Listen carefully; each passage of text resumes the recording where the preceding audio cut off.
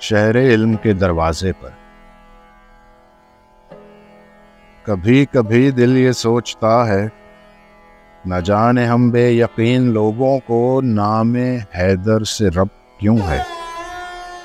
हकीम जाने वो कैसी हिकमत से आशना था। शजी जाने कि बद्र खैबर की फतह मंदी का राज क्या था।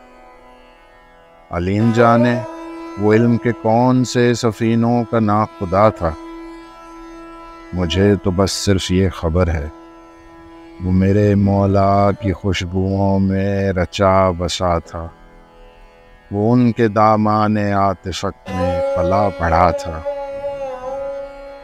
और उसके दिन रात मेरे आका के चश्मो अब्रु जुम्बिशे लब के मुंतज़िर थे।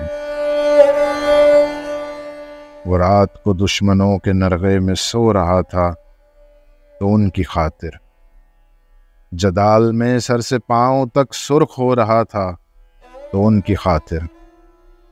सो उसको महबूब जानता हूँ, सो उसको मकसूद मानता हूँ। सआदतें उसके नाम से हैं, मोहब्बतें उसके नाम से हैं।